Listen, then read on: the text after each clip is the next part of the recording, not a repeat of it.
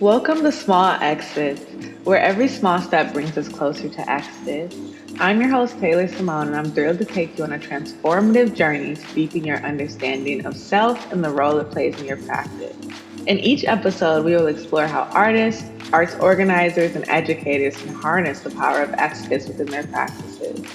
Join us as we delve into the vital role of self actualization, positioning practice as an incubator for cultivating both personal and collective power. Get ready to expand your horizons and ignite the art of world building. Small Access is your compass for pushing the boundaries and depth of your relationship to the act of practicing. We provide practical tools, prompts, and resources to help you embark on a journey of self discovery and growth. So, whether you're an artist seeking inspiration, an organizer looking to make an impact, or an educator hungry for innovative ideas, Small Access is your guide to unlocking the limitless possibilities of creativity.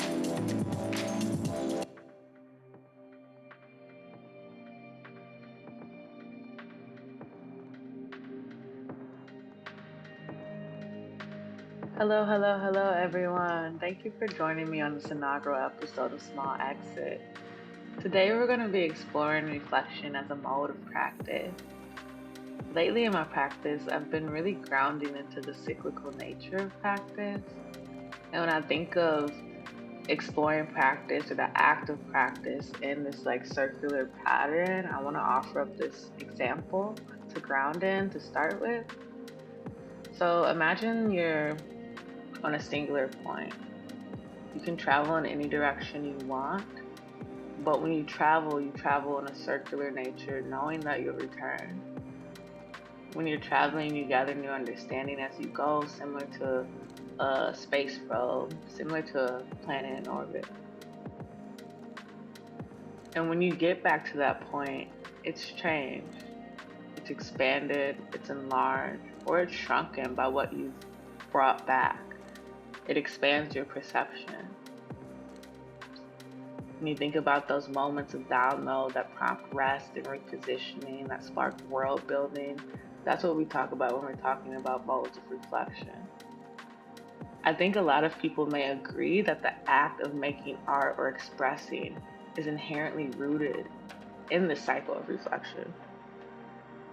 Artists kind of sit and play at that intersection of past, present, and future, creating new pictures of what reality can be through archiving or speculation or future casting or just observation. And what are we trying to understand is a question I think about a lot. I think that's different for everyone. I'm working on multiple publications right now, and one of them is called Seated in Flesh. And this publication is special because I intentionally started working on this as a way to open up reflection in my practice and to dive deeper into how I'm defining selfhood and its role in practice. But specifically, I wanted to just bring up this talking point, which is the idea of locality within a system. And that locality within the system being this boundary line for individual perspective. And I push this a little bit further by talking about the sustainability of specialization within a system. That the markers of individuality is one of specialists and archivers. And I would like to believe that each person's understanding, their unique perspective, is vital to collective understanding, which is why the role of artists is so important and the work of cultivating communities around arts is so important.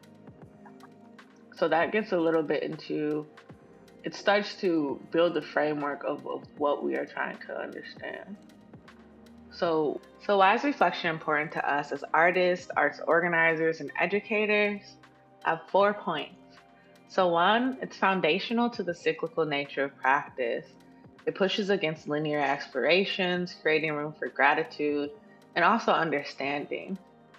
Two, it helps us broaden our perception through the collapse of past, present, and future.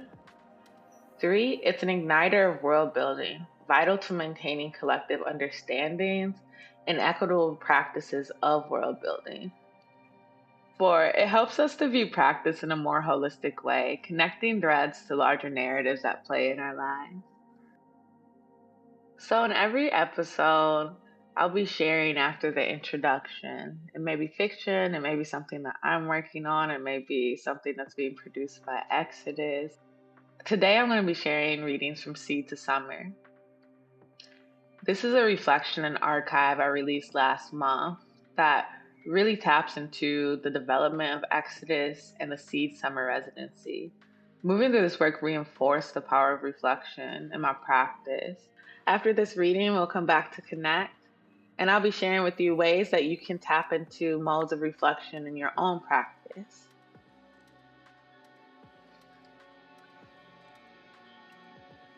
Reading 1, Forward. Time has always been a major factor in envisioning what Exodus can be. Slow down, make less, make room. The clock of capitalism's impact on the arts has always felt like a simple through line for challenging the norms. It's almost inescapable. That metronome is always ticking.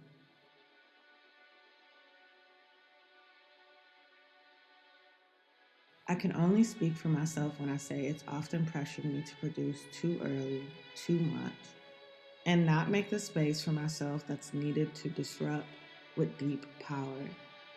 It seemed like I was always turning magic into capital, and the price of that impacted my spirit. When many of us sit still and listen, our body's inherent clock moves slower. What propels us into light speed is pressure. Pressure speaks to an imposing force applied to a surface. It comes from something that sits outside of us. When it comes to divine timing, what propels us forward is an surety that things will fall into place. Not out of brute force, design, or overthinking, but through the act of surrendering. Surrendering to the belief that spirit is not contained to a singular body. And because of the expansive nature of spirit, that the universe is working with you. The tables are being prepared, and room is being cleared for what is inherently meant to be. I had to learn this lesson many times, and will surely relearn it. These occasions usually started with me shaming myself for what I could not control, judging myself based on what others were doing, and doubting my spiritual practice. I would rev up, crash, and have to surrender again. In every instance, I reached a point in which I was presented a new understanding, the next step, a new symbol, a new style. I'm not sure I could have planned these things because my view was so narrow. My view was too narrow to make the jump. With that being said, divine timing is not the belief that there is no free will. It's a practice that can be cultivated or ignored.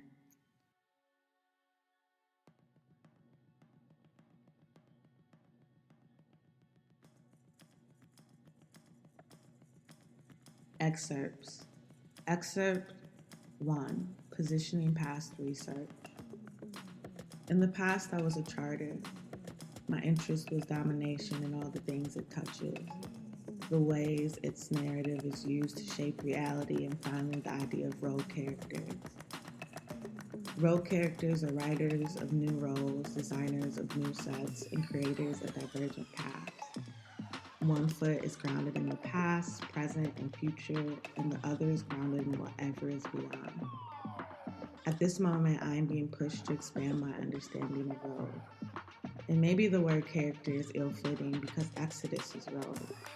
Or maybe Exodus is a living thing, an idea, a manifestation, an extension of collective refusal, a living thing. I am still a charter. We are still charting.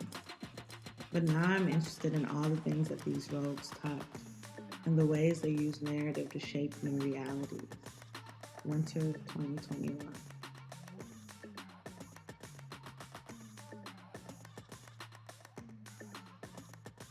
Excerpts 2. The development of a curriculum can start with a single interest, question, or response. With this understanding, we are interested in speculative fiction as a catalyst for making. Exodus defines speculative fiction as a tool, act, or way of being that collapses the intersection of speculation and fiction as an active portal to dream, locate, and merge both imagined and lived reality. The imagined is a space that allows for dreaming without perceived constraints of time, physics, and sociopolitics. It is a place of escapism, but not free from the bias of our lived experience. We bring this baggage through the portal, and in many ways it pushes us to bend, break, mutate, and build new realities. It is an unseen foundation from which we propel. Under this framework, Exodus is interested in what we bring back from realms of fiction. We invite educators to develop workshops and long-term courses using science fiction, creative writing, experimental film, and music as a catalyst for making.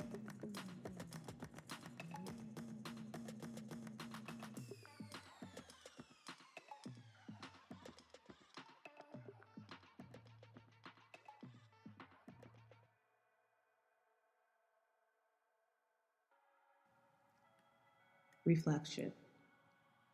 The word stronghold often sits in comparison to a militia. Under the lens of Exodus, it softens. There's something in the softening of a space. There's something about acknowledging all the ways that we were, all the ways that we show up, fortified by lineage, spiritualism, deep ecology, and community, made delicate because of the pandemic, because of institutions, because of capitalism, and because trying times are always trying. Gaining so much and grieving so much. And sometimes the work was rest. Most of the time we found a finality in the process. There was no labor for labor's sake. Reflection Part 2. Finally, my practice made an exodus. During the summer, I was still aligned with the desire to be a working artist on an exhibition track. I entered the fall by participating in a residency in Detroit. This time was spent writing a work called Seated in Flesh, which will be released this fall, which acted as a way to realign with my art. Reaching the end of the writing, I felt this overwhelming sense of relief. I had the soundest thought that I had no longer wanted to be a working artist, something I had been grappling with since the end of graduate school. There are many reasons for this, but what drove me before was no longer there. My values no longer aligned with that path. I felt confident in validating my practice, saying that practicing is for me and could not be separated from myself. In turn, I could not be separated from just about everything else. The magic in understanding the micro and how it inherently impacts the macro has given me an abundance of validation and gratitude for my practice. And this understanding is where I have rooted Exodus, not as a space that indoctrinates, but allows others to move through processes of self-actualization. I envision a new framework of art education that will enable people to cultivate and realize the full extent of the magic that is practicing while embodying wholeness and acknowledging holism. There's something to be said about the lack of this kind of space in both external and interpersonal settings. This lack of space shows up in the fragmentation of disruption. I am moving forward, guided by a spiritual flame that has illuminated a path paved with the most expansive forms of love.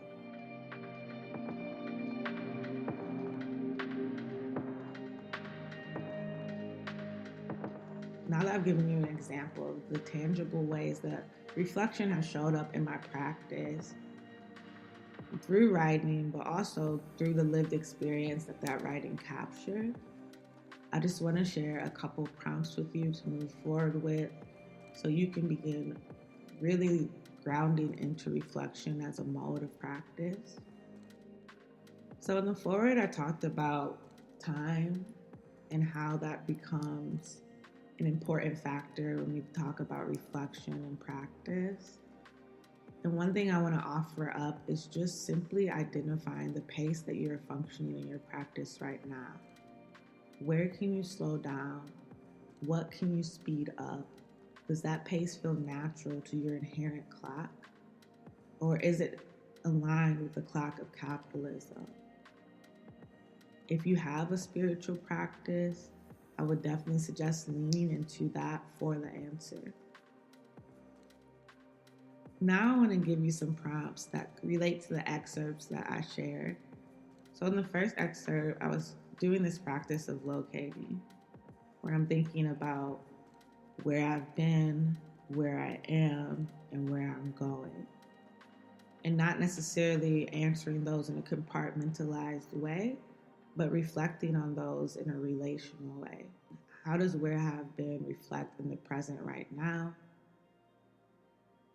And how does that inform the direction that I take next? In the second excerpt, I talked about speculative fiction. And what I really wanted to share with y'all is this practice of defining, to take definitions and to build upon them, to shift them, so they better align with the intentions of your practice. And this is not to say that you should bend the truth in any way. And with that, I just want to offer these prompts around language. So how has your language changed? Are there any specific words, definitions, and things that you find coming into your orbit at this time? Why are you using that language, and how does it expand upon your previous understanding of it in relation to your practice or philosophy? I found in my own life that the more lived experience I have, the more definitions, old sayings, mantras start to unfold. They don't shrink, the definitions become more expansive, and the applications become more vast. And I think it's something important to know in one's practice when these things are happening. And even if it's just jotting down simple phrases, it's a good way of archiving and in taking what could be or seem like disparate parts in your practice and really creating those bridge or those threads that bring them together. So the last prompt I want to share with you is something very simple that we are probably all engaged in some form or fashion, but just the practice of journaling. Even if you are someone who does not necessarily see themselves as a writer, someone who does not enjoy long form journaling, having a notebook, archiving your thoughts from your perspective, from your words, creating your story and your narrative from your perspective and your words it's so important. It's so important. So I just want to encourage you to be jotting down, doing free writes, and just allowing yourself to really download some of the thoughts or the network of thoughts that are in your head. It's such a beautiful thing when you look back at writing and you see that circular nature of practice and you realize, wait, it all kind of lands back here. It all comes back to that root intention. All right, so those are the prompts that I want to share with you today. The thread of reflection runs through all of these spaces, whether you're an artist, arts organizer, or arts educator. Thank you so much for joining me on this episode of Small Exits. I appreciate you. I appreciate the community that is forming around Exodus. And here's to hoping for more good conversations, more good discussions, and more prompts that really help you with your practice as well. So thank you.